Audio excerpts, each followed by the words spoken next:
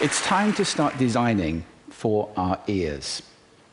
Architects and designers tend to focus exclusively on these. They use these to design with, and they design for them, which is why we end up sitting in restaurants that look like this and sound like this, shouting from a foot away to try and be heard by our dinner companion. Or why we get on aeroplanes, which cost £200 million, with somebody talking through an old-fashioned telephone handset on a cheap stereo system, making us jump out of our skins. We're designing environments that make us crazy. And it's not just our quality of life which suffers. It's our health, our social behavior, and our productivity as well. How does this work? Well, two ways. First of all, ambience. I have a whole TED talk about this. Sound affects us physiologically, psychologically, cognitively, and behaviorally all the time. The sound around us is affecting us, even though we're not conscious of it. There's a second way, though, as well. That's interference. Communication requires sending and receiving. And I have another whole TED talk about the importance of conscious listening. But I can send as well as I like, and you can be brilliant conscious listeners. If the space I'm sending in is not effective, that communication can't happen. Spaces tend to include noise and acoustics. A room like this has acoustics. This one, very good acoustics. Many rooms are not so good. Let me give you some examples from a couple of areas which I think we all care about: health and education. When I was visiting my terminally ill father in hospital, I was asking myself, how does anybody get well in a place that sounds like this? Hospital sound is getting worse all the time. Noise levels in hospitals have doubled in the last few years. And it affects not just the patients, but also the people working there. I think we would like for dispensing errors to be zero, wouldn't we? And yet, as noise levels go up, so do the errors in dispensing made by the staff in hospitals. Most of all, though, it affects the patient. And that could be you, it could be me. Sleep is absolutely crucial for recovery. It's when we regenerate, when we rebuild our cells. And with threatening noise like this going on, your body, even if you are able to sleep, your body is telling you, I'm under threat. This is dangerous. And the quality of sleep is degraded, and so is our recovery. There are just huge benefits to come from designing for the ears in our healthcare. This is an area I intend to take on this year. Education. When I see a classroom that looks like this, can you imagine how this sounds? I'm forced to ask myself a question. Now, that's a little unfair. Some of my best friends are architects, and they definitely do have ears, but I think sometimes they don't use them when they're designing buildings. Here's a case in point. This is a £32 million flagship academy school, which was built quite recently in the UK and designed by one of Britain's top architects.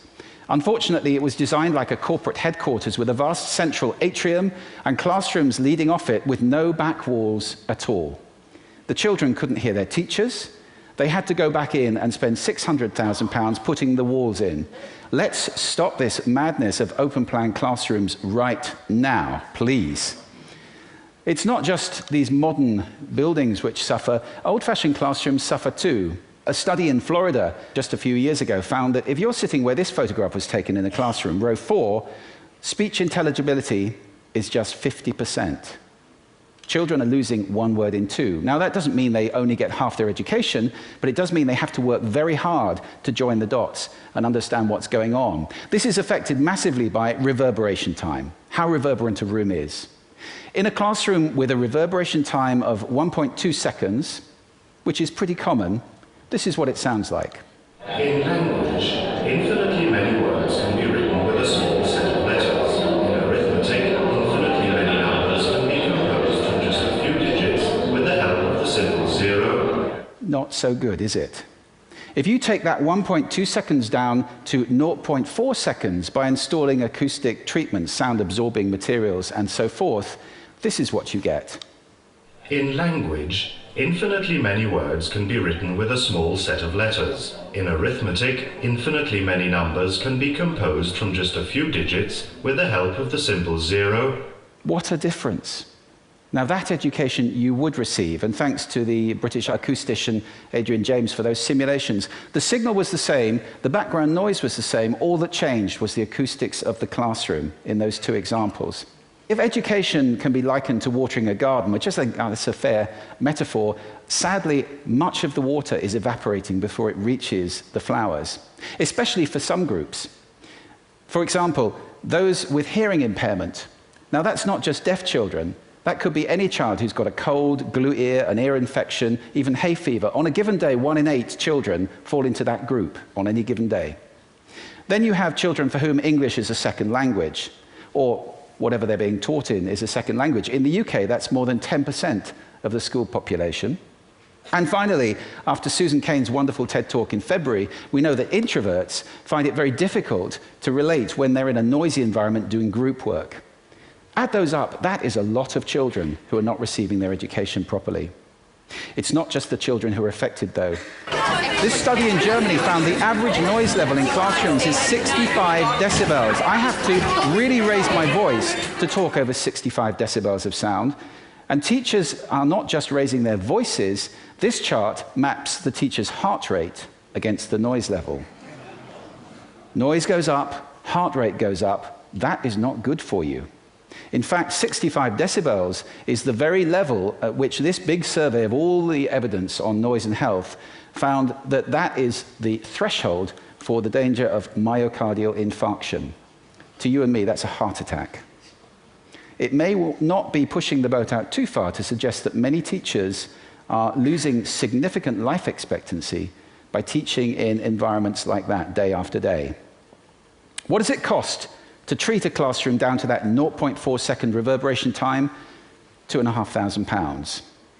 And the Essex study, which has just been done in the UK, which incidentally showed that when you do this, you do not just make a room that's suitable for hearing impaired children, you make a room where behavior improves and results improve significantly.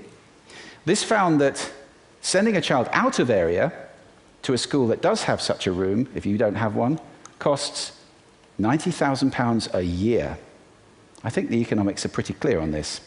I'm glad that debate is happening on this. I just moderated a major conference in London a few weeks ago called Sound Education, which brought together top acousticians, government people, teachers, and so forth. We're at last starting to debate this issue, and the benefits that are available for designing for the ears in education, unbelievable.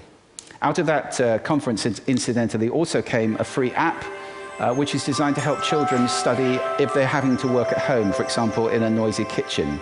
And that's free out of that conference. Let's broaden the perspective a little bit and look at cities. We have urban planners. Where are the urban sound planners?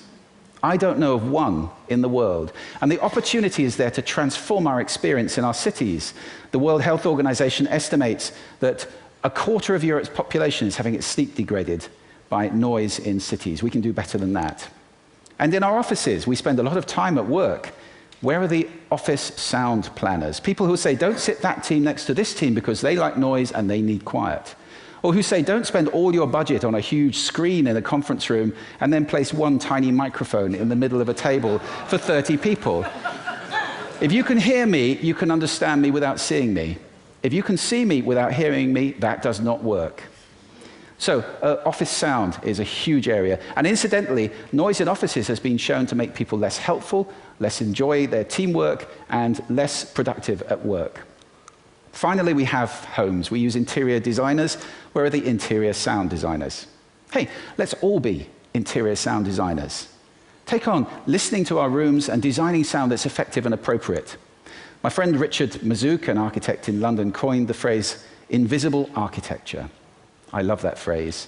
It's about designing not appearance, but experience, so that we have spaces that sound as good as they look, that are fit for purpose, that improve our quality of life, our health and well-being, our social behavior, and our productivity. It's time to start designing for the ears. Thank you.